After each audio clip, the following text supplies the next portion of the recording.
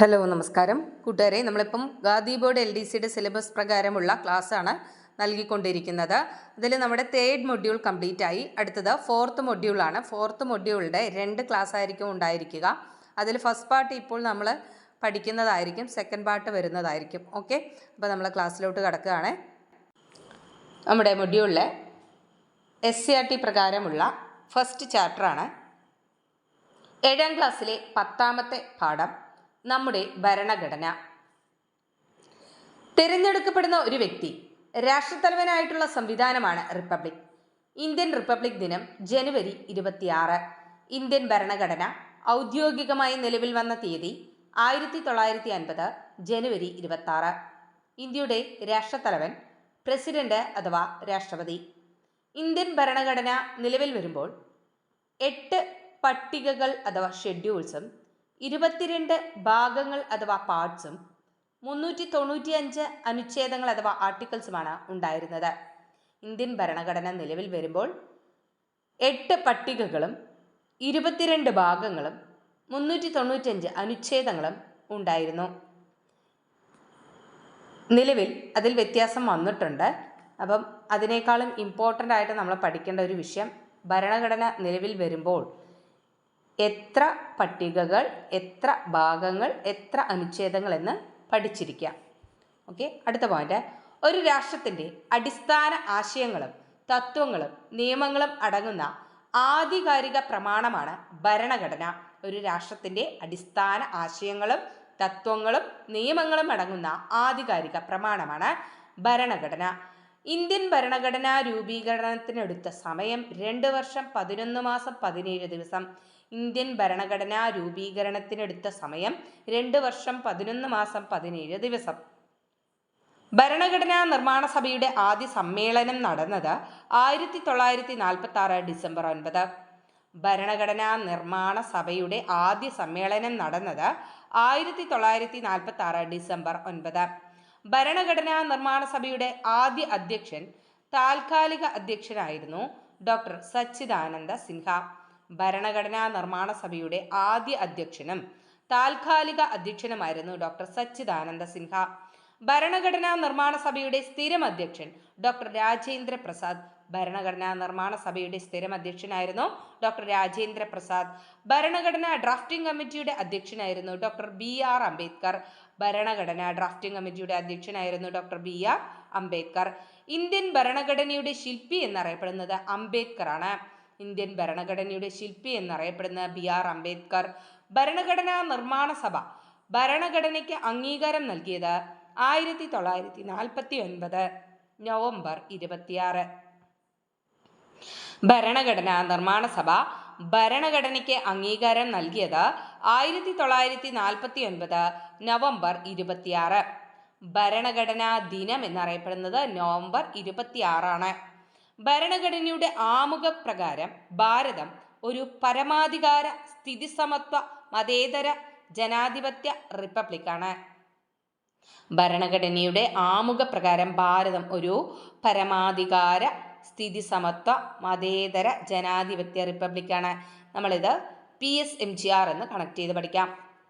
ഭരണഘടനയുടെ ആമുഖം എഴുതിയത് ജവഹർലാൽ നെഹ്റു. ഭരണഘടനയുടെ ആമുഖം എഴുതിയത് ജവഹർലാൽ നെഹ്റു ആണ്. ഇന്ത്യൻ ഭരണഘടനയുടെ സത്തയും താക്കോലുമായി കണക്കാക്കുന്നത് ആമുഖത്തെയാണ്. ഇന്ത്യൻ ഭരണഘടനയുടെ സത്തയും താക്കോലുമായി കണക്കാക്കുന്നത് ആമുഖത്തെയാണ്. ആമുഖത്തിൽ സൂചിപ്പിച്ചിട്ടുള്ള അടിസ്ഥാന ലക്ഷ്യങ്ങൾ 5 എണ്ണമാണ്. ആമുഖത്തിൽ സൂചിപ്പിച്ചിട്ടുള്ള അടിസ്ഥാന ലക്ഷ്യങ്ങൾ 5 എണ്ണമാണ്. അവ ഏതെല്ലാമാണെന്ന് നോക്കാം. 1. പരമാധികാരം. ബാഹ്യവും ആഭ്യന്തരവുമായ കാര്യങ്ങളിൽ തീരുമാനമെടുക്കുന്നതിന് രാഷ്ട്രത്തിനുള്ള അധികാരമാണ് പരമാധികാരം. 1. പരമാധികാരം. ബാഹ്യവും ആഭ്യന്തരവുമായ കാര്യങ്ങളിൽ തീരുമാനമെടുക്കുന്നതിന് രാഷ്ട്രത്തിനുള്ള അധികാരമാണ് പരമാധികാരം. 2. സ്ഥിതി സമത്വം. സമൂഹത്തിലെ സാമ്പത്തിക രാഷ്ട്രീയ അസമത്വങ്ങൾ കുറച്ച് സാമൂഹ്യ നീതി ഉറപ്പാക്കുന്നു. 2. സ്ഥിതി സമത്വം. സമൂഹത്തിലെ സാമ്പത്തിക രാഷ്ട്രീയ അസമത്വങ്ങൾ കുറച്ച് സാമൂഹ്യ നീതി ഉറപ്പാക്കുന്നു. 3. മതേതരത്വം. ഇഷ്ടമുള്ള മതത്തിൽ വിശ്വസിക്കുന്നതിനും പ്രചരിപ്പിക്കുന്നതിനും പൗരന്മാർക്കുള്ള അവകാശം. ഒരു മതത്തോടും വിവേചനം കാണിക്കില്ല. രാഷ്ട്രത്തിന് ഔദ്യോഗിക മതമില്ല. ഇതാണ് മതേതരത്വം. എന്താണ് മതേതരത്വം? ഇഷ്ടമുള്ള മതത്തിൽ വിശ്വസിക്കുന്നതിനും പ്രചരിപ്പിക്കുന്നതിനും പൗരന്മാർക്കുള്ള അവകാശം. ഒരു മതത്തോടും വിവേചനം കാണിക്കില്ല. രാഷ്ട്രത്തിന് ഔദ്യോഗിക മതമില്ല. ഇതാണ് മതേതരത്വം. 4. ജനാധിപത്യം. ജനങ്ങൾ തിരഞ്ഞെടുക്കുന്ന ജനപ്രതിനിധികളിലൂടെ ഭരണം നടക്കുന്നു. ഇതാണ് ജനാധിപത്യം. എന്താണ് ജനാധിപത്യം? ജനങ്ങൾ തിരഞ്ഞെടുക്കുന്ന ജനപ്രതിനിധികളിലൂടെ ഭരണം നടക്കുന്നു. 5. റിപ്പബ്ലിക്. രാഷ്ട്രത്തലവനെ തിരഞ്ഞെടുപ്പിലൂടെ നിശ്ചയിക്കുന്ന സംവിധാനമാണ് റിപ്പബ്ലിക്. എന്താണ് റിപ്പബ്ലിക്? രാഷ്ട്രത്തലവനെ തിരഞ്ഞെടുപ്പിലൂടെ നിശ്ചയിക്കുന്ന സംവിധാനമാണ് റിപ്പബ്ലിക് എന്ന് പറയുന്നത്. അടുത്തത്, ഇന്ത്യൻ ഭരണഘടനയുടെ ഏറ്റവും പ്രധാന സവിശേഷതകൾ എന്തെല്ലാമാണ്? ഇന്ത്യൻ ഭരണഘടനയുടെ ഏറ്റവും പ്രധാന സവിശേഷതകൾ: 1. പാർലമെന്ററി ഭരണ സമ്പ്രദായം. പാർലമെന്ററി ഭരണ സമ്പ്രദായം. 2. മൗലിക അവകാശങ്ങൾ. 2. മൗലിക അവകാശങ്ങൾ. 3. മൗലിക കർത്തവ്യങ്ങൾ. 3. മൗലിക കർത്തവ്യങ്ങൾ. 4. നിർദ്ദേശക തത്വങ്ങൾ. 4. നിർദ്ദേശക തത്വങ്ങൾ. 5. നിയമവാഴ്ച. 5. നിയമവാഴ്ച. 6. സംയുക്ത വ്യവസ്ഥ. 6. സംയുക്ത വ്യവസ്ഥ. 7. എഴുതപ്പെട്ട ഭരണഘടന. 7. എഴുതപ്പെട്ട ഭരണഘടന. 8. സ്വതന്ത്ര നീതിന്യായ വ്യവസ്ഥ. 8. സ്വതന്ത്ര നീതിന്യായ വ്യവസ്ഥ. നോക്കാം അടുത്ത പോയിന്റ്. ജനങ്ങൾ തെരഞ്ഞെടുത്ത പ്രതിനിധി സഭയിലൂടെ ഭരണം നടത്തുന്ന സംവിധാനമാണ് പാർലമെന്ററി ഭരണ സമ്പ്രദായം. അപ്പോൾ എന്താണ് പാർലമെന്ററി ഭരണ സമ്പ്രദായം? ജനങ്ങൾ തിരഞ്ഞെടുത്ത പ്രതിനിധി സഭയിലൂടെ ഭരണം നടത്തുന്ന സംവിധാനമാണ് പാർലമെന്ററി ഭരണ സമ്പ്രദായം. പാർലമെന്റിന്റെ പ്രധാന ചുമതല നിയമനിർമ്മാണമാണ്. പാർലമെന്റിന്റെ പ്രധാന ചുമതല നിയമനിർമ്മാണം. ജനങ്ങൾ നേരിട്ട് ഭരണത്തലവനെ തിരഞ്ഞെടുക്കുന്ന സംവിധാനമാണ് പ്രസിഡൻഷ്യൽ സമ്പ്രദായം. ജനങ്ങൾ നേരിട്ട് ഭരണത്തലവനെ തിരഞ്ഞെടുക്കുന്ന സംവിധാനമാണ് പ്രസിഡൻഷ്യൽ സമ്പ്രദായം. പ്രസിഡൻഷ്യൽ സമ്പ്രദായമാണ് USA, ഫ്രാൻസ് എന്നിവിടങ്ങളിൽ നിലവിലുള്ളത്. പ്രസിഡൻഷ്യൽ സമ്പ്രദായം നിലനിൽക്കുന്ന രാജ്യങ്ങൾ ഏതെല്ലാമാണ്? USA, France. മൗലിക അവകാശങ്ങളെക്കുറിച്ച് പ്രതിപാദിക്കുന്ന ഭരണഘടനയുടെ ഭാഗമാണ് ഭാഗം 3. മൗലിക അവകാശങ്ങളെക്കുറിച്ച് പ്രതിപാദിക്കുന്ന ഭരണഘടനയുടെ ഭാഗമാണ് ഭാഗം 3. നിലവിൽ മൗലിക അവകാശങ്ങൾ എത്ര തരമാണുള്ളത്? എത്ര മൗലിക അവകാശങ്ങളാണ് ഉള്ളത്? 6 മൗലിക അവകാശങ്ങളുണ്ട്. 1. സമത്വത്തിനുള്ള അവകാശം. ആർട്ടിക്കിൾ 14, 18. 14 മുതൽ 18 വരെയുള്ള ആർട്ടിക്കിളുകൾ സമത്വത്തിനുള്ള അവകാശം പറയുന്നു. 2. സ്വാതന്ത്ര്യത്തിനുള്ള അവകാശം. ആർട്ടിക്കിൾ 19, 22. ആർട്ടിക്കിൾ 19 മുതൽ 22 വരെയുള്ള ആർട്ടിക്കിളുകൾ പറയുന്നത് സ്വാതന്ത്ര്യത്തിനുള്ള അവകാശത്തെക്കുറിച്ചാണ്. 3. ചൂഷണത്തിനെതിരെയുള്ള അവകാശം. ആർട്ടിക്കിൾ 23, 24. മതസ്വാതന്ത്ര്യത്തിനുള്ള അവകാശം. ആർട്ടിക്കിൾ 25 മുതൽ 28 വരെ. സാംസ്കാരികവും വിദ്യാഭ്യാസപരവുമായ അവകാശം. ആർട്ടിക്കിൾ 29, 31. ഭരണഘടനാപരമായ പ്രതിവിധിക്കുള്ള അവകാശം. ആർട്ടിക്കിൾ 32 മുതൽ 35 വരെ. ഒന്നുകൂടെ നോക്കാം. സമത്വത്തിനുള്ള അവകാശം. Article 14 to 18. സ്വാതന്ത്ര്യത്തിനുള്ള അവകാശം. Article 19 to 22. ചൂഷണത്തിനെതിരെയുള്ള അവകാശം. Article 23 to 24. മതസ്വാതന്ത്ര്യത്തിനുള്ള അവകാശം. Article 25 to 28. സാംസ്കാരികവും വിദ്യാഭ്യാസപരമായ അവകാശം. Article 29 to 31. ഭരണഘടനാപരമായ പ്രതിവിധിക്കുള്ള അവകാശം. Article 32 to 35. ഭരണഘടന നിലവിൽ വരുമ്പോൾ ഉണ്ടായിരുന്ന മൗലിക അവകാശങ്ങളുടെ എണ്ണം 7. ഭരണഘടന നിലവിൽ വരുമ്പോൾ ഉണ്ടായിരുന്ന മൗലിക അവകാശങ്ങൾ 7 എണ്ണമായിരുന്നു. സ്വത്തവകാശത്തെ മൗലിക അവകാശം അല്ലാതാക്കിയ ഭരണഘടനാ ഭേദഗതിയാണ് 1978 44-ാം ഭേദഗതി. സ്വത്തവകാശത്തെ മൗലിക അവകാശം അല്ലാതാക്കിയ ഭരണഘടനാ ഭേദഗതിയാണ് 1978 44-ാം ഭേദഗതി. 1979 ഭേദഗതി നിലവിൽ വന്നു. അടുത്ത പോയിന്റ്. 6 മുതൽ 14 വയസ്സ് വരെ എല്ലാ കുട്ടികൾക്കും സൗജന്യവും നിർബന്ധിതവുമായ വിദ്യാഭ്യാസം മൗലിക അവകാശമായി ഉൾപ്പെടുത്തിയ അനുച്ഛേദമാണ് 21A. 2002 86-ാം ഭേദഗതി പ്രകാരം ഉൾപ്പെടുത്തി. 6 മുതൽ 14 വയസ്സ് വരെ എല്ലാ കുട്ടികൾക്കും സൗജന്യവും നിർബന്ധിതവുമായ വിദ്യാഭ്യാസം മൗലിക അവകാശമായി ഉൾപ്പെടുത്തിയ അനുച്ഛേദമാണ് 21A. 2002 86-ാം ഭേദഗതി പ്രകാരം ഉൾപ്പെടുത്തി. SCERT പാഠപുസ്തകങ്ങളിലെല്ലാം തുടക്ക ഭാഗത്ത് ഉൾപ്പെടുത്തിയിരിക്കുന്ന ഭരണഘടനാ ഭാഗമാണ് ഭാഗം 4A, അതായത് മൗലിക കർത്തവ്യങ്ങൾ. SCERT പാഠപുസ്തകങ്ങളിലെല്ലാം തുടക്ക ഭാഗത്ത് ഉൾപ്പെടുത്തിയിരിക്കുന്ന ഭരണഘടനാ ഭാഗം, അതായത് ഭാഗം 4A, മൗലിക കർത്തവ്യങ്ങൾ. മൗലിക അവകാശങ്ങൾ ഹനിക്കപ്പെട്ടാൽ കോടതിയെ സമീപിക്കാം. എന്നാൽ മാർഗനിർദ്ദേശക തത്വങ്ങൾ നടപ്പാക്കുന്നതിനായി കോടതിയെ സമീപിക്കാൻ കഴിയില്ല. മൗലിക അവകാശങ്ങൾ ഹനിക്കപ്പെട്ടാൽ കോടതിയെ സമീപിക്കാം. എന്നാൽ മാർഗനിർദ്ദേശക തത്വങ്ങൾ നടപ്പിലാക്കുന്നതിനായി കോടതിയെ സമീപിക്കാൻ കഴിയില്ല. കേന്ദ്ര, സംസ്ഥാന, പ്രാദേശിക ഗവൺമെന്റുകൾക്ക് അധികാരം പങ്കിട്ട് നൽകുന്ന ഭരണരീതിയാണ് സംയുക്ത ഭരണ വ്യവസ്ഥ അഥവാ ഫെഡറൽ സിസ്റ്റം. കേന്ദ്ര, സംസ്ഥാന, പ്രാദേശിക ഗവൺമെന്റുകൾക്ക് അധികാരം പങ്കിട്ട് നൽകുന്ന ഭരണരീതിയാണ് സംയുക്ത ഭരണ വ്യവസ്ഥ അഥവാ ഫെഡറൽ സിസ്റ്റം. എല്ലാ അധികാരവും കേന്ദ്ര ഗവൺമെന്റിൽ നിലനിർത്തുന്ന ഭരണരീതിയാണ് ഏകായത്ത ഭരണ വ്യവസ്ഥ അഥവാ യൂണിറ്ററി സിസ്റ്റം. എല്ലാ അധികാരവും കേന്ദ്ര ഗവൺമെന്റിൽ നിലനിർത്തുന്ന ഭരണരീതിയാണ് ഏകായത്ത ഭരണവ്യവസ്ഥ അഥവാ യൂണിറ്ററി സിസ്റ്റം. ലോകത്തിലെ ഏറ്റവും വലിയ എഴുതപ്പെട്ട ഭരണഘടനയുള്ള രാജ്യം ഇന്ത്യയാണ്. ലോകത്തിലെ ഏറ്റവും വലിയ എഴുതപ്പെട്ട ഭരണഘടനയുള്ള രാജ്യം ഇന്ത്യ. എഴുതപ്പെട്ട ഭരണഘടനയുള്ള രാജ്യങ്ങൾക്ക് ഉദാഹരണങ്ങൾ ഇന്ത്യ, USA, ഓസ്ട്രേലിയ, ബ്രസീൽ, ദക്ഷിണാഫ്രിക്ക. എഴുതപ്പെട്ട ഭരണഘടനയുള്ള രാജ്യങ്ങൾക്ക് ഉദാഹരണമാണ് ഇന്ത്യ, USA, ഓസ്ട്രേലിയ, ബ്രസീൽ, ദക്ഷിണാഫ്രിക്ക. എഴുതപ്പെടാത്ത ഭരണഘടനയുള്ള രാജ്യങ്ങൾക്ക് ഉദാഹരണങ്ങളാണ് ബ്രിട്ടൻ, ഇസ്രയേൽ, ഫ്രാൻസ്, ന്യൂസിലാൻഡ് എന്നിവ. എഴുതപ്പെടാത്ത ഭരണഘടനയുള്ള രാജ്യങ്ങൾക്ക് ഉദാഹരണം ബ്രിട്ടൻ, ഇസ്രയേൽ, ഫ്രാൻസ്, ന്യൂസിലാൻഡ് എന്നിവ. ഭരണകൂടത്തിൽ പ്രധാനമായും 3 ഘടകങ്ങളാണുള്ളത്. ഒന്ന്, നിയമനിർമ്മാണ വിഭാഗം, കാര്യനിർവഹണ വിഭാഗം, നീതിന്യായ വിഭാഗം. നമുക്ക് ഭരണകൂടത്തിൽ പ്രധാനമായും 3 ഘടകങ്ങളാണുള്ളത്. നിയമനിർമ്മാണ വിഭാഗം, കാര്യനിർവഹണ വിഭാഗം, നീതിന്യായ വിഭാഗം. നോക്കൂ, ഇത് വളരെ ഇമ്പോർട്ടൻ്റ് ആയിട്ടുള്ള പോയിന്റ് ആണ്. ഓക്കെ, നോട്ട് ചെയ്യാം. അടുത്ത പോയിന്റ്, ഇന്ത്യയിൽ നിലവിലുള്ളത് സ്വതന്ത്ര നീതിന്യായ വ്യവസ്ഥയാണ്. മറ്റ് 2 ഘടകങ്ങളിൽ നിന്ന് സ്വതന്ത്രമായി നിൽക്കുന്നു. ഇന്ത്യയിലെ പരമോന്നത നീതിപീഠം സുപ്രീം കോടതിയാണ്. സംസ്ഥാനങ്ങളിലെ ഏറ്റവും ഉയർന്ന കോടതി ഹൈക്കോടതിയാണ്. സിവിൽ കേസുകൾ കൈകാര്യം ചെയ്യുന്ന ഏറ്റവും താഴ്ന്ന കോടതിയാണ് മുൻസിഫ് കോടതി. ക്രിമിനൽ കേസുകൾ കൈകാര്യം ചെയ്യുന്ന ഏറ്റവും താഴ്ന്ന കോടതിയാണ് മജിസ്ട്രേറ്റ് കോടതി. ഓക്കെ, ഇതൊന്ന് കണക്ട് ചെയ്ത് പഠിക്കണേ.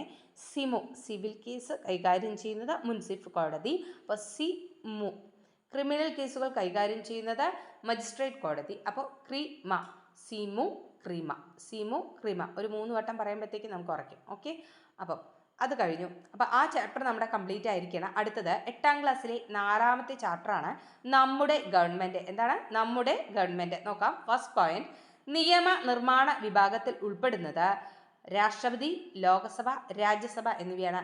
നിയമനിർമ്മാണ വിഭാഗത്തിൽ ഉൾപ്പെടുന്നത് രാഷ്ട്രപതി, ലോകസഭ, രാജ്യസഭ. കാര്യനിർവഹണ വിഭാഗം രാഷ്ട്രപതി, ഉപരാഷ്ട്രപതി, പ്രധാനമന്ത്രി, മന്ത്രിസഭ, ഉദ്യോഗസ്ഥ വൃന്ദം.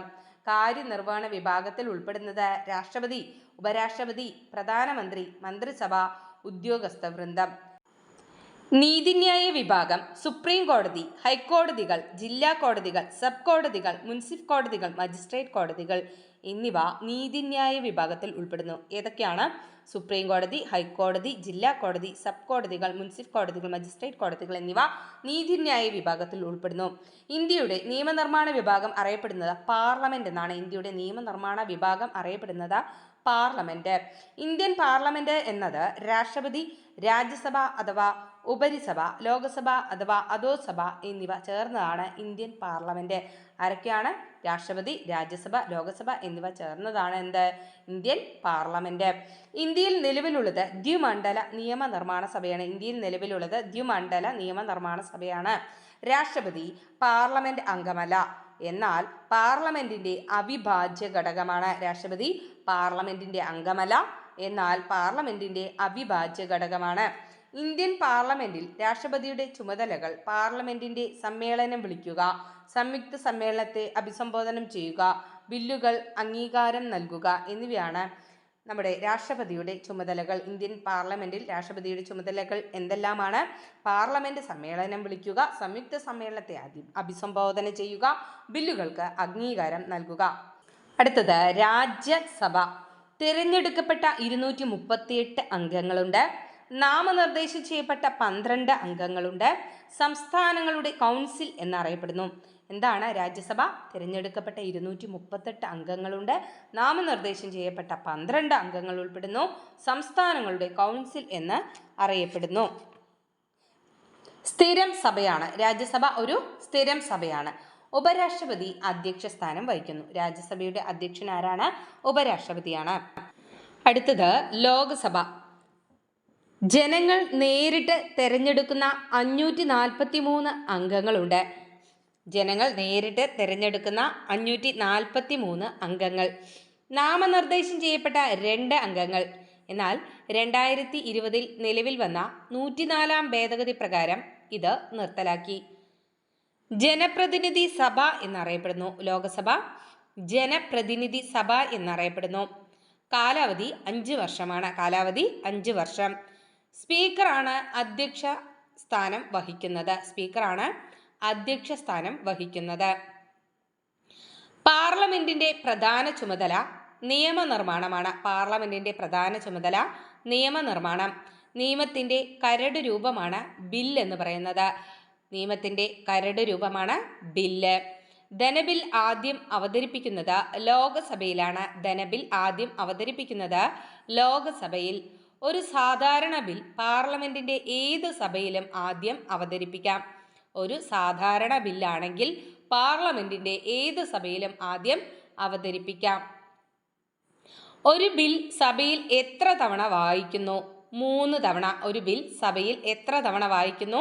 3 തവണ. 1-ാം വായന ബിൽ അവതരിപ്പിക്കുന്നു. 2-ാം വായന ബില്ലിൽ ഉൾക്കൊള്ളിച്ചിട്ടുള്ള ഓരോ വകുപ്പും പ്രത്യേകം ചർച്ച ചെയ്ത് പാസാക്കുകയോ മാറ്റം വരുത്തുകയോ നിരാകരിക്കുകയോ ചെയ്യുന്നു. 2-ാം വായന ബില്ലിൽ ഉൾക്കൊള്ളിച്ചിട്ടുള്ള ഓരോ വകുപ്പും പ്രത്യേകം ചർച്ച ചെയ്ത് പാസാക്കുകയോ മാറ്റം വരുത്തുകയോ നിരാകരിക്കുകയോ ചെയ്യുന്നു. 3-ാം വായന ബിൽ മൊത്തമായി പാസാക്കുകയോ നിരാകരിക്കുകയോ ചെയ്യുന്നു. 3-ാം വായന ബിൽ മൊത്തമായി പാസാക്കുകയോ നിരാകരിക്കുകയോ ചെയ്യുന്നു. അടുത്ത പോയിന്റ്, 1-ാം സഭ പാസാക്കി കഴിഞ്ഞ ബിൽ സഭാധ്യക്ഷൻ സാക്ഷ്യപത്രത്തോടെ 2-ാം സഭയിലേക്ക് അയക്കുന്നു. 1-ാം സഭ പാസാക്കി കഴിഞ്ഞ ബിൽ സഭാ അധ്യക്ഷൻ സാക്ഷ്യപത്രത്തോടെ 2-ാം സഭയിലേക്ക് അയക്കുന്നു. 2-ാം സഭയിലും ഇതേപോലെ 3 വായന കഴിഞ്ഞ് രാഷ്ട്രപതിയുടെ അംഗീകാരത്തിനായി അയക്കുന്നു. രാഷ്ട്രപതി ഒപ്പുവയ്ക്കുന്നതോടെ ബിൽ നിയമമായി മാറുന്നു. 2 സഭകൾക്കുമിടയിൽ ബില്ലിനെ സംബന്ധിച്ച അഭിപ്രായ വ്യത്യാസമുണ്ടായാൽ സംയുക്ത സമ്മേളനം വിളിക്കുന്നു. 2 സഭകൾക്കുമിടയിൽ ബില്ലിനെ സംബന്ധിച്ച അഭിപ്രായ വ്യത്യാസമുണ്ടായാൽ സംയുക്ത സമ്മേളനം വിളിക്കുന്നു. പാർലമെന്റിന്റെ സംയുക്ത സമ്മേളനം വിളിച്ചു ചേർക്കുന്നത് രാഷ്ട്രപതിയാണ്. പാർലമെന്റിന്റെ സംയുക്ത സമ്മേളനം വിളിച്ചു ചേർക്കുന്നത് രാഷ്ട്രപതി. പാർലമെന്റിന്റെ സംയുക്ത സമ്മേളനത്തിൽ അധ്യക്ഷം വഹിക്കുന്നത് ലോകസഭാ സ്പീക്കർ. പാർലമെന്റിന്റെ സംയുക്ത സമ്മേളനത്തിൽ അധ്യക്ഷത വഹിക്കുന്നത് ലോകസഭാ സ്പീക്കർ. പൊതു ഖജനാവിലേക്കുള്ള ധനസമാഹരണം, പണത്തിന്റെ വിനിയോഗം എന്നിവയുമായി ബന്ധപ്പെട്ട ബില്ലാണ് ധനബില്ല്. പൊതു ഖജനാവിലേക്കുള്ള ധനസമാഹരണം, പണത്തിന്റെ വിനിയോഗം എന്നിവയുമായി ബന്ധപ്പെട്ട ബില്ലാണ് ധനബില്ല്. ധനബിൽ ആദ്യം ലോക്സഭയിൽ അവതരിപ്പിച്ച് പാസാക്കി കഴിഞ്ഞാൽ ധനബില്ലാണെന്ന് സ്പീക്കറുടെ സാക്ഷ്യപത്രത്തോടെ രാജ്യസഭയിലേക്ക് അയക്കുന്നു. ധനബിൽ ആദ്യം ലോക്സഭയിൽ അവതരിപ്പിച്ച് പാസാക്കി കഴിഞ്ഞാൽ ധനബില്ലാണെന്ന സ്പീക്കറുടെ സാക്ഷ്യപത്രത്തോടെ രാജ്യസഭയിലേക്ക് അയക്കുന്നു. ധനബിൽ ലഭിച്ച 14 ദിവസങ്ങൾക്കകം രാജ്യസഭ നിർദ്ദേശങ്ങൾ സഹിതം ലോകസഭയിലേക്ക് തിരിച്ചയക്കണം. ധനബിൽ ലഭിച്ച് 14 ദിവസങ്ങൾക്കകം രാജ്യസഭ നിർദ്ദേശങ്ങൾ സഹിതം ലോകസഭയിലേക്ക് തിരിച്ചയക്കണം. ലോകസഭയ്ക്ക് രാജ്യസഭയുടെ നിർദ്ദേശങ്ങൾ സ്വീകരിക്കുകയോ തള്ളിക്കളയുകയോ ചെയ്യാം. ലോകസഭയ്ക്ക് രാജ്യസഭയുടെ നിർദ്ദേശങ്ങൾ സ്വീകരിക്കുകയോ തള്ളിക്കളയുകയോ ചെയ്യാം. പാർലമെന്റിന്റെ 2 സമ്മേളനങ്ങൾക്കിടയിൽ 6 മാസത്തിൽ കൂടുതൽ ഇടവേള പാടില്ല. പാർലമെന്റിന്റെ 2 സമ്മേളനങ്ങൾക്കിടയിൽ 6 മാസത്തിൽ കൂടുതൽ ഇടവേള പാടില്ല. ഇന്ത്യൻ പാർലമെന്റ് വർഷത്തിൽ 3 തവണ സമ്മേളിക്കുന്നു. ഇന്ത്യൻ പാർലമെന്റ് വർഷത്തിൽ 3 തവണ സമ്മേളിക്കുന്നു. വർഷകാല സമ്മേളനം, ശീതകാല സമ്മേളനം, വേനൽക്കാല സമ്മേളനം. വർഷകാല സമ്മേളനം, ശീതകാല സമ്മേളനം, വേനൽക്കാല സമ്മേളനം. പാർലമെന്റിന്റെ ഒരു ദിവസത്തെ നടപടിക്രമങ്ങൾ ആരംഭിക്കുന്നത് ചോദ്യോത്തര വേളയിലാണ്. പാർലമെന്റിന്റെ ഒരു ദിവസത്തെ നടപടിക്രമങ്ങൾ ആരംഭിക്കുന്നത് ചോദ്യോത്തര വേളയോടുകൂടിയാണ്. അതായത് 11 മണി മുതൽ 1 മണിക്കൂർ ചോദ്യോത്തര വേളയായിരിക്കും. ശൂന്യവേള. എന്താണ് ശൂന്യവേള? 12 മണിക്ക് ചോദ്യോത്തര വേള അവസാനിച്ചാൽ മുൻകൂട്ടി നിശ്ചയിച്ച അജണ്ടയിലേക്ക് പ്രവേശിക്കുന്നതിന് മുമ്പുള്ള ചെറിയ സമയമാണ് ശൂന്യവേള. അതായത് 5 മുതൽ 15 മിനിറ്റ് വരെയുള്ള സമയം. ശ്രദ്ധ ക്ഷണിക്കൽ പ്രമേയം, അടിയന്തര പ്രമേയം എന്നിവ പരിഗണനയ്ക്ക് വരുന്ന സമയമാണ് ശൂന്യവേള. ശ്രദ്ധ ക്ഷണിക്കൽ പ്രമേയം, അടിയന്തര പ്രമേയം എന്നിവ പരിഗണനയ്ക്ക് വരുന്ന സമയമാണ് ശൂന്യവേള. പാർലമെന്റിന്റെ ചുമതലകൾ: നിയമനിർമ്മാണം, കാര്യനിർവഹണ വിഭാഗത്തെ നിയന്ത്രിക്കൽ, രാഷ്ട്രപതി, ഉപരാഷ്ട്രപതി എന്നിവരുടെ തിരഞ്ഞെടുപ്പ് ചുമതല, ഭരണഘടനാ ഭേദഗതി എന്നിവയാണ് പാർലമെന്റിന്റെ ചുമതലകൾ. ഒന്നുകൂടെ നോക്കാം. എന്താണ് പാർലമെന്റിന്റെ ചുമതലകൾ? നിയമനിർമ്മാണം, കാര്യനിർവഹണ വിഭാഗത്തെ നിയന്ത്രിക്കൽ, രാഷ്ട്രപതി, ഉപരാഷ്ട്രപതി എന്നിവരുടെ തിരഞ്ഞെടുപ്പ് ചുമതല, ഭരണഘടനാ ഭേദഗതി. സംസ്ഥാനങ്ങളിൽ പൊതുവെ ഏകമണ്ഡല നിയമനിർമ്മാണ സഭയാണ് നിലവിലുള്ളത്. സംസ്ഥാനങ്ങളിൽ പൊതുവെ ഏകമണ്ഡല നിയമനിർമ്മാണ സഭയാണ് നിലവിലുള്ളത്. എന്നാൽ ദ്വിമണ്ഡല നിയമനിർമ്മാണ സഭയുള്ള സംസ്ഥാനങ്ങളുമുണ്ട്. അവ ഏതൊക്കെയാണ്? ബീഹാർ, ഉത്തർപ്രദേശ്, മഹാരാഷ്ട്ര, കർണാടക, ആന്ധ്രാപ്രദേശ്, തെലുങ്കാന എന്നിവയാണവ. ദ്വിമണ്ഡല നിയമനിർമ്മാണ സഭയുള്ള സംസ്ഥാനങ്ങളാണ് ബീഹാർ, ഉത്തർപ്രദേശ്, മഹാരാഷ്ട്ര, കർണാടക, ആന്ധ്രാപ്രദേശ്, തെലുങ്കാന. നോക്കൂ, ബും കാറ്റ്, ബും കാറ്റ്, BUM, ബും, KAT, കാറ്റ്. നോക്കൂ, Bihar, B for Bihar, U for Uttar Pradesh, M for Maharashtra, K for Karnataka, A for Andhra Pradesh, T for Telangana. അങ്ങനെ 6 നിയമനിർമ്മാണ സഭകൾ ദ്വിമണ്ഡല സഭകളാണ്. ഓക്കെ, അടുത്ത് നോക്കാം. ദ്വിമണ്ഡല നിയമനിർമ്മാണ സഭകളിലെ ഉപരിസഭയാണ് നിയമസമിതി. ദ്വിമണ്ഡല നിയമനിർമ്മാണ സഭകളിലെ ഉപരിസഭയാണ് നിയമസമിതി. ദ്വിമണ്ഡല നിയമനിർമ്മാണ സഭകളിലെ അധോസഭയാണ് നിയമസഭ. ഏതാണ്? നിയമസഭയാണ് ദ്വിമണ്ഡല നിയമനിർമ്മാണ സഭയിലെ അധോസഭ. കേന്ദ്ര കാര്യനിർവഹണ വിഭാഗം എന്ന് പറയുന്നത് രാഷ്ട്രപതി, കേന്ദ്രമന്ത്രിസഭ, ഉദ്യോഗസ്ഥ വൃന്ദം എന്നിവ ചേർന്നതാണ്. കേന്ദ്ര കാര്യനിർവഹണ വിഭാഗം, അതായത് എക്സിക്യൂട്ടീവ് എന്ന് പറയുന്നത് രാഷ്ട്രപതി, കേന്ദ്രമന്ത്രിസഭ, ഉദ്യോഗസ്ഥ വൃന്ദം എന്നിവർ ചേർന്നതാണ്. അടുത്ത പോയിന്റ്, തെരഞ്ഞെടുക്കപ്പെട്ടവരായ രാഷ്ട്രപതിയും കേന്ദ്രമന്ത്രിമാരും ചേർന്ന് അറിയപ്പെടുന്നത് രാഷ്ട്രീയ കാര്യനിർവഹണ വിഭാഗം അഥവാ പൊളിറ്റിക്കൽ എക്സിക്യൂട്ടീവ്സ് എന്നാണ്. തിരഞ്ഞെടുക്കപ്പെട്ടവരായ രാഷ്ട്രപതിയും കേന്ദ്രമന്ത്രിമാരും ചേർന്ന് അറിയപ്പെടുന്നത് രാഷ്ട്രീയ കാര്യനിർവഹണ വിഭാഗം അഥവാ പൊളിറ്റിക്കൽ എക്സിക്യൂട്ടീവ്. യോഗ്യതയുടെ അടിസ്ഥാനത്തിൽ നിയമിക്കപ്പെട്ടവരായ ഉദ്യോഗസ്ഥ വിഭാഗം അറിയപ്പെടുന്നത് സ്ഥിര കാര്യനിർവഹണ വിഭാഗം എന്നാണ്. യോഗ്യതയുടെ അടിസ്ഥാനത്തിൽ നിയമിക്കപ്പെട്ടവരായ ഉദ്യോഗസ്ഥ വിഭാഗം അറിയപ്പെടുന്നത് സ്ഥിര കാര്യനിർവഹണ വിഭാഗം അഥവാ പെർമനന്റ് എക്സിക്യൂട്ടീവ് എന്നാണ്. ഇന്ത്യയുടെ ആദ്യ രാഷ്ട്രപതി ഡോക്ടർ രാജേന്ദ്ര പ്രസാദ്. ഇന്ത്യയുടെ ആദ്യ രാഷ്ട്രപതി ഡോക്ടർ രാജേന്ദ്ര പ്രസാദ്. ഇന്ത്യ റിപ്പബ്ലിക്കിന്റെ തലവൻ രാഷ്ട്രപതിയാണ്. ഇന്ത്യൻ റിപ്പബ്ലിക്കിന്റെ തലവൻ രാഷ്ട്രപതിയാണ്. രാഷ്ട്രപതിയുടെ കാലാവധി 5 വർഷം. രാഷ്ട്രപതിയെ തിരഞ്ഞെടുക്കുന്ന ഇലക്ടറൽ കോളേജാണ്. രാഷ്ട്രപതിയെ തിരഞ്ഞെടുക്കുന്ന ഇലക്ടറൽ കോളേജാണ് ആർട്ടിക്കിൾ 52. രാഷ്ട്രപതിയെ തിരഞ്ഞെടുക്കുന്ന ഇലക്ടറൽ കോളേജിലെ അംഗങ്ങൾ ആരെല്ലാമാണ്?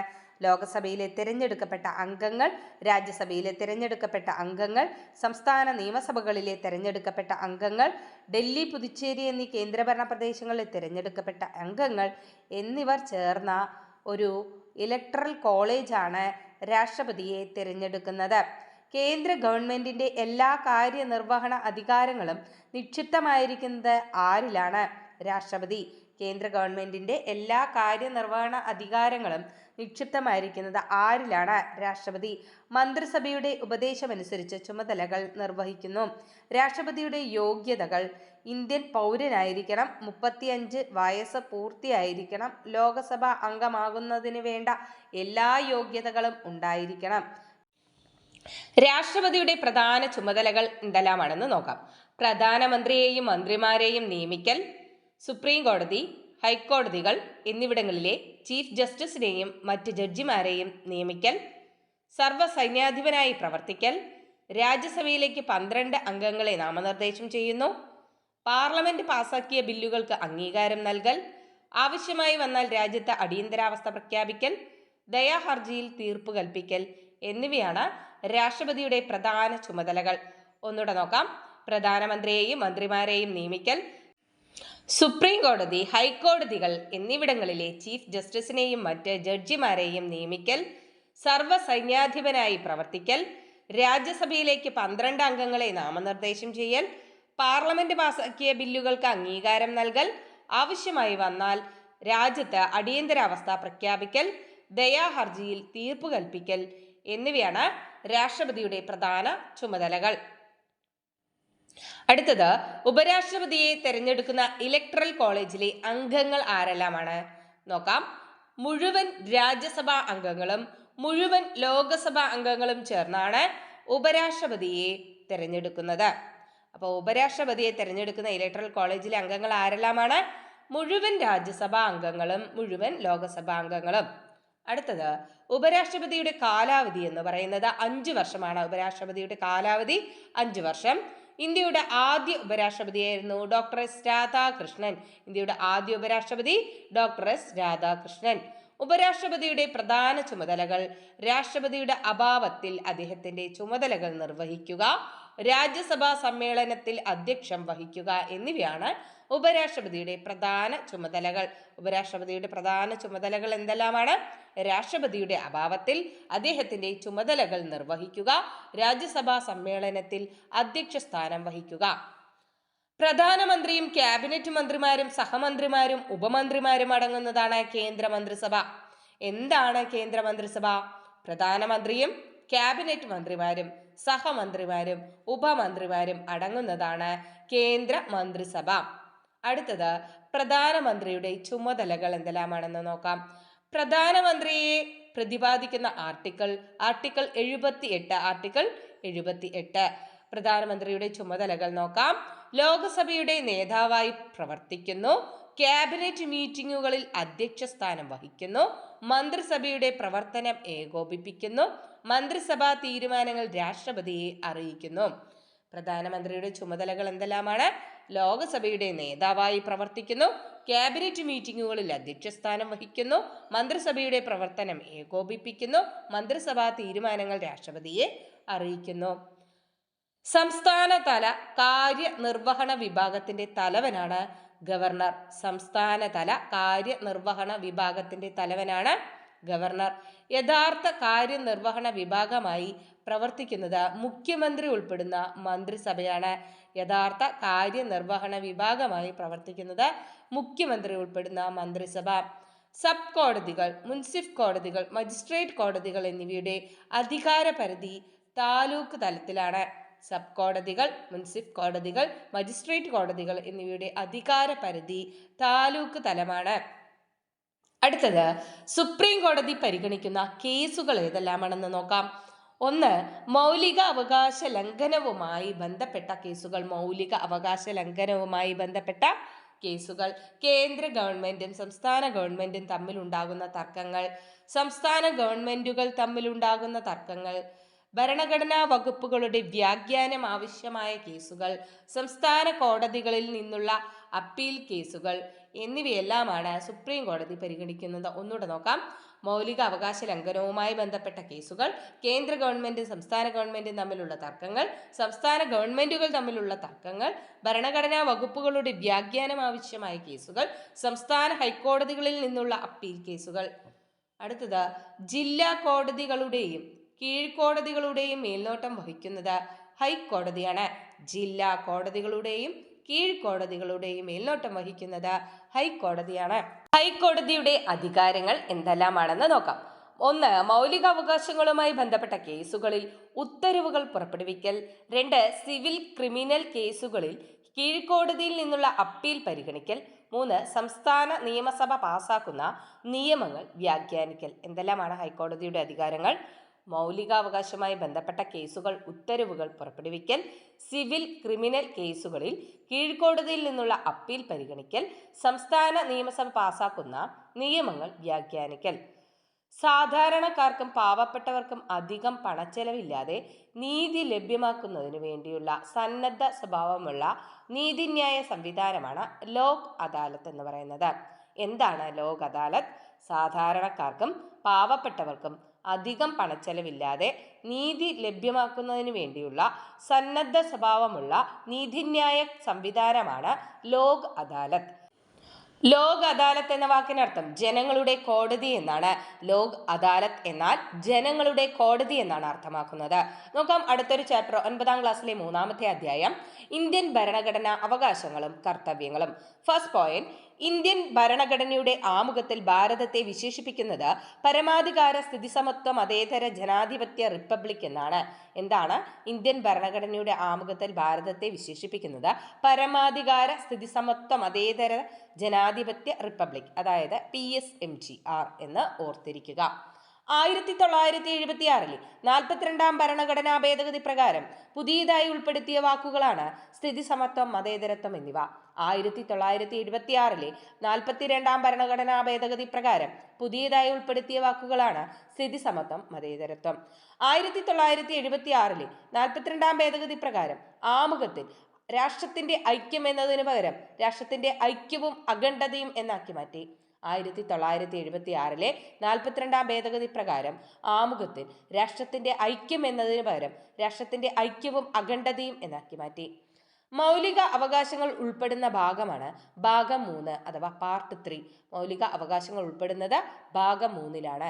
ഇന്ത്യയിലെ ജനങ്ങൾക്ക് ബ്രിട്ടീഷുകാർ നൽകേണ്ട അവകാശങ്ങളെക്കുറിച്ച് INC സമർപ്പിച്ച റിപ്പോർട്ടാണ് 1928 നെഹ്റു കമ്മിറ്റി റിപ്പോർട്ട്. ഇന്ത്യയിലെ ജനങ്ങൾക്ക് ബ്രിട്ടീഷുകാർ നൽകേണ്ട അവകാശങ്ങളെക്കുറിച്ച് INC സമർപ്പിച്ച റിപ്പോർട്ടാണ് 1928 നെഹ്റു കമ്മിറ്റി റിപ്പോർട്ട്. ഇന്ത്യൻ ഭരണഘടനയിലെ മൗലിക അവകാശങ്ങൾ തയ്യാറാക്കാൻ അടിസ്ഥാനമാക്കിയത് നെഹ്റു കമ്മിറ്റി റിപ്പോർട്ടാണ്. ഇന്ത്യൻ ഭരണഘടനയിലെ മൗലിക അവകാശങ്ങൾ തയ്യാറാക്കാൻ അടിസ്ഥാനമാക്കിയത് നെഹ്റു കമ്മിറ്റി റിപ്പോർട്ട്. അമേരിക്കൻ ഭരണഘടനയിലെ അവകാശ പട്ടിക എന്നിവയാണ്. ഇന്ത്യൻ ഭരണഘടന ഉറപ്പു നൽകുന്ന 6 മൗലിക അവകാശങ്ങളാണുള്ളത്. 1. സമത്വത്തിനുള്ള അവകാശം, ആർട്ടിക്കിൾ 14-18. 2.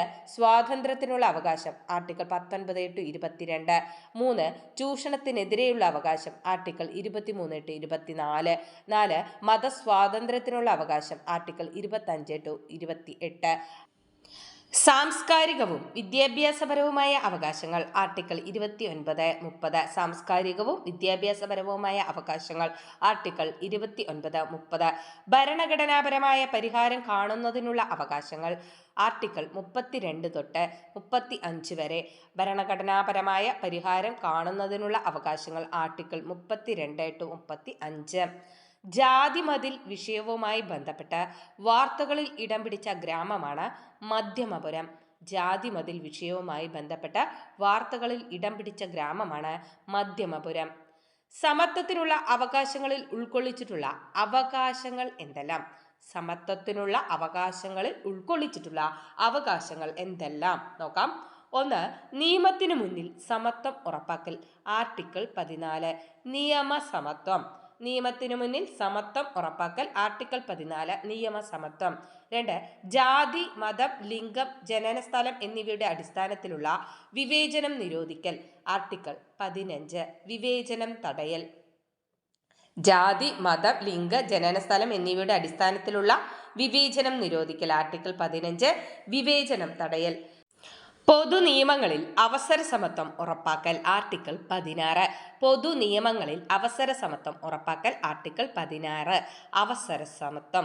അടുത്തത് തൊട്ടുകൂടായ്മ നിർത്തലാക്കൽ, ആർട്ടിക്കിൾ 17 അയിത്ത നിർമാർജനം. തൊട്ടുകൂടായ്മ നിർത്തലാക്കൽ, ആർട്ടിക്കിൾ 17 അയിത്ത നിർമാർജനം. അടുത്തത് സ്ഥാനപ്പേരുകൾ നിർത്തലാക്കൽ, ആർട്ടിക്കിൾ 18 ബഹുമതി നിർത്തലാക്കൽ. സ്ഥാനപ്പേരുകൾ നിർത്തലാക്കൽ, ആർട്ടിക്കിൾ 18 ബഹുമതി നിർത്തലാക്കൽ.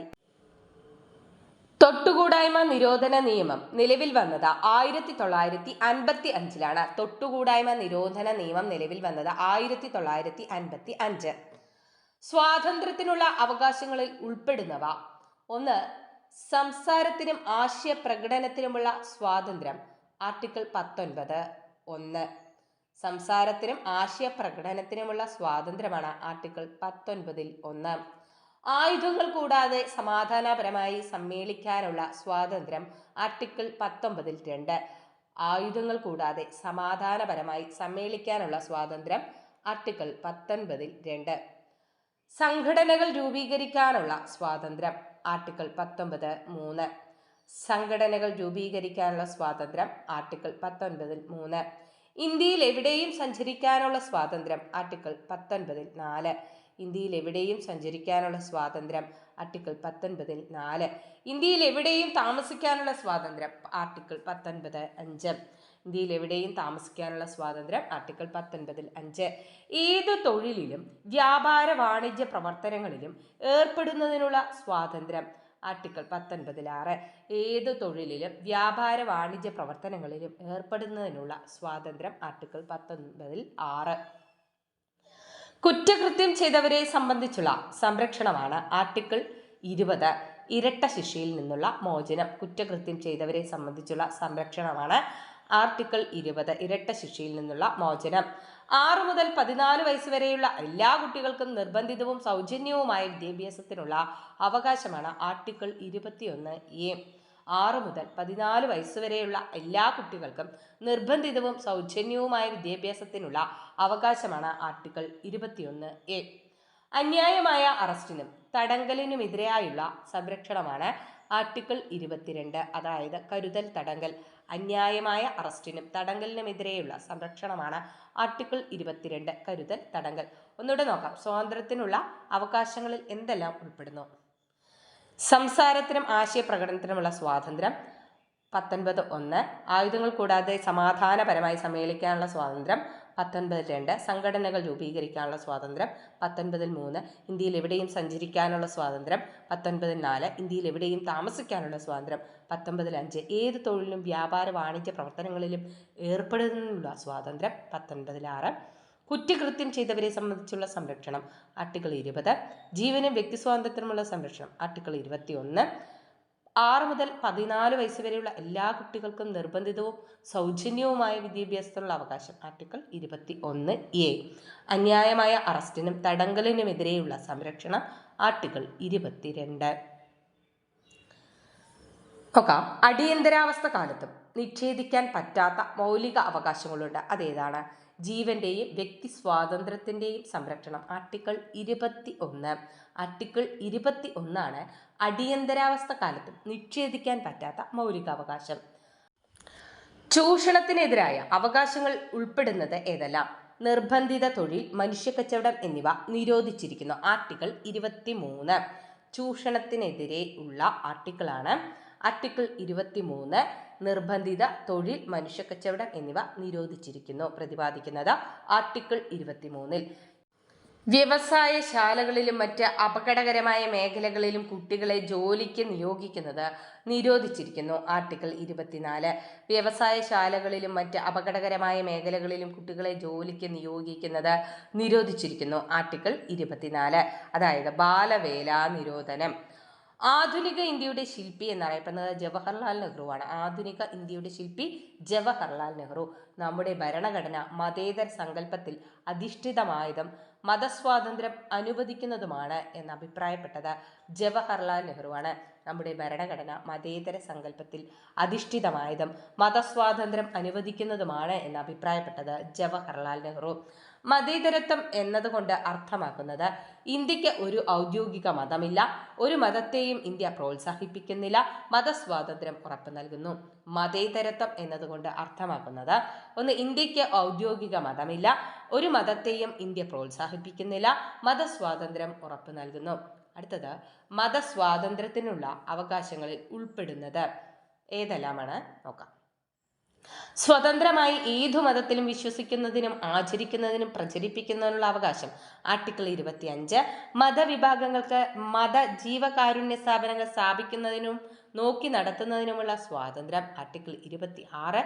ഏതെങ്കിലും പ്രത്യേക മതത്തിന്റെ പ്രോത്സാഹനത്തിനു വേണ്ടി നികുതികൾ കൊടുക്കാൻ നിർബന്ധിക്കുന്നതിനെതിരായ സ്വാതന്ത്ര്യം ആർട്ടിക്കിൾ 27. മതബോധനത്തിൽ നിന്ന് ഒഴിഞ്ഞു നിൽക്കാനുള്ള അവകാശം ആർട്ടിക്കിൾ 28. സാംസ്കാരികവും വിദ്യാഭ്യാസപരവുമായ അവകാശങ്ങളിൽ ഉൾപ്പെടുന്നത് ആർട്ടിക്കിൾ 29, 30. 1. ന്യൂനപക്ഷങ്ങൾക്ക് അവരുടെ ഭാഷ, ലിപി, സംസ്കാരം എന്നിവയുടെ സംരക്ഷണം ഉറപ്പ് നൽകുന്ന ആർട്ടിക്കിളാണ് ആർട്ടിക്കിൾ 29. ന്യൂനപക്ഷങ്ങൾക്ക് അവരുടെ ഭാഷ, ലിപി, സംസ്കാരം എന്നിവയുടെ സംരക്ഷണം ഉറപ്പ് നൽകുന്ന ആർട്ടിക്കിൾ 29.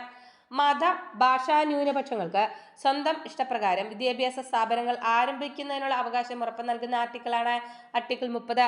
മത ഭാഷാ ന്യൂനപക്ഷങ്ങൾക്ക് സ്വന്തം ഇഷ്ടപ്രകാരം വിദ്യാഭ്യാസ സ്ഥാപനങ്ങൾ ആരംഭിക്കുന്നതിനുള്ള അവകാശം ഉറപ്പ് നൽകുന്ന ആർട്ടിക്കിളാണ് ആർട്ടിക്കിൾ 30.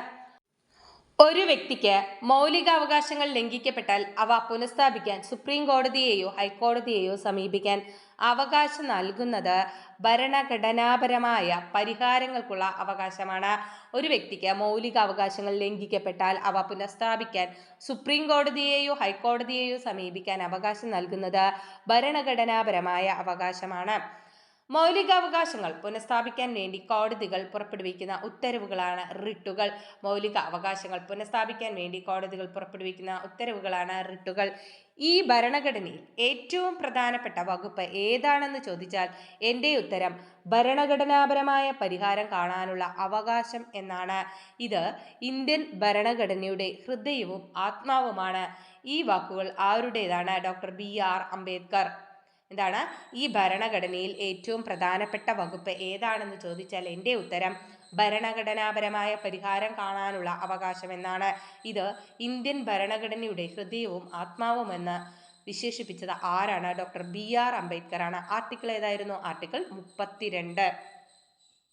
ഇന്ത്യൻ ഭരണഘടനയുടെ ശില്പി എന്നറിയപ്പെടുന്നത് ഡോക്ടർ BR അംബേദ്കർ ആണ്. ഇന്ത്യൻ ഭരണഘടനയുടെ ശില്പി BR അംബേദ്കർ.